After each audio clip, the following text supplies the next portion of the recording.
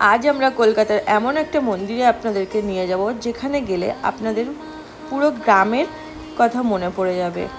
আপনাদের মনে পড়বে যে কলকাতার একটা ফেমাস মন্দির, যে মন্দিরটা সকলেই কম বেশি আমাদের জানা। স্মৃতির ঘরে সকলকে স্বাগত। চলুন মন্দিরটাতে আমরা ঘুরে আসি।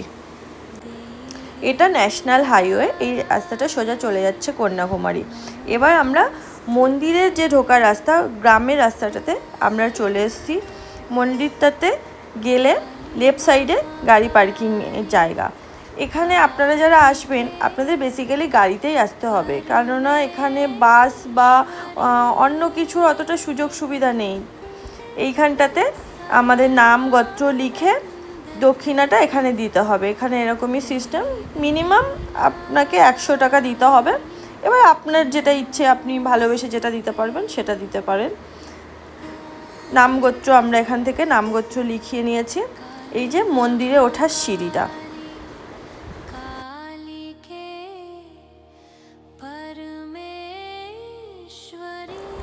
এই হলো মায়ের মূর্তি, যে মূর্তিটা তৈরি করেছে সম্পূর্ণ দক্ষিণেশ্বরের আদলে।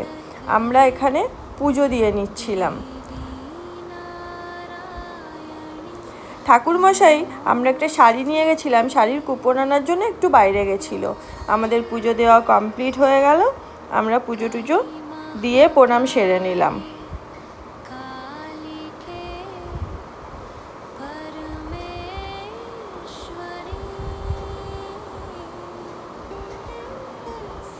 মন্দিরটা খুব সুন্দর করে সাজিয়েছিল। এদিন বহু বাঙালি মানুষ এখানে আসে পুজো দিতে। অন্য সময় এতটা ভালো ডেকোরেশন থাকে না, কালী পুজোর সময়টাতে খুব সুন্দর করে মন্দিরটা এরা ডেকোরেশন করে। আমার খুব ভাল লাগছিল, বেশ একটা কালী পুজোর বাড়ির ওখানের সেই ফিলিংসটা আসছিল।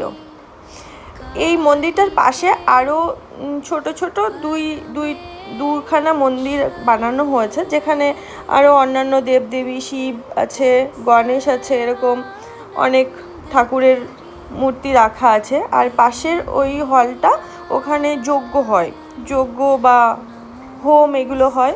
এখানে আছে রামকৃষ্ণদেবের একটা মূর্তি। পুজো দেওয়ার পর আমরা মন্দিরটা আপনাদের খুব সুন্দর করে ঘুরিয়ে দেখাবো। এইখানে যে বড় মাঠটা আছে, এখানে দুর্গাপুজোও হয়। দুর্গাপুজোর সময় আমাদের যাওয়া হয়ে ওঠে না, আমরা এই কালী পুজোর সময়টাতেই আসি এখানে।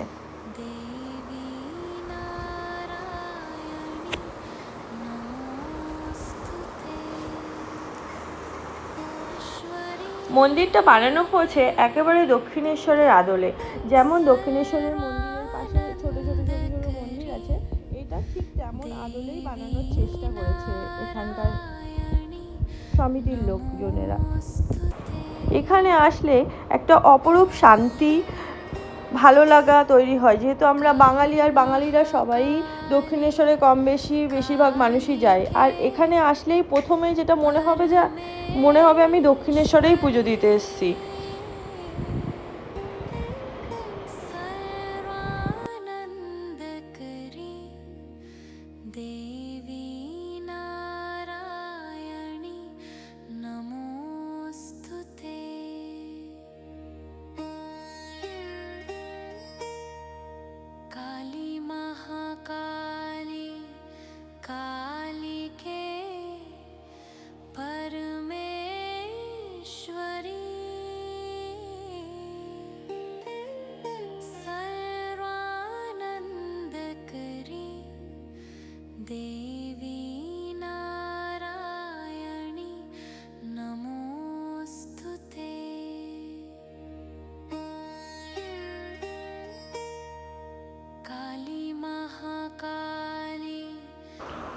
আর এখানে আছে ছোট ছোট কিছু দোকান, যেখানে আপনি পেয়ে যাবেন আমাদের কলকাতার একদম কলকাতার গ্রামের যে ঝালমুড়ি, সেই ঝালমুড়ি, আচার দেওয়া, পেঁয়াজ দেওয়া ঝালমুড়ি পাবেন।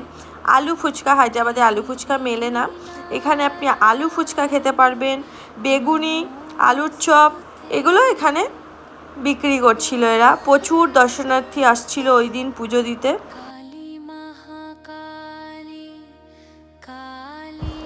ডেসক্রিপশনে লোকেশনটা আমরা দিয়ে দিলাম। জায়গাটি কেমন লাগলো কমেন্টস বক্সে জানাবেন, আর ভিডিওটি শেয়ার করে সকলকে মায়ের মন্দিরে মাকে দেখার সুযোগ করে দেবেন। আর ভিডিওটি যদি ভালো লাগে লাইক শেয়ার কমেন্টস করে পাশে থাকবেন।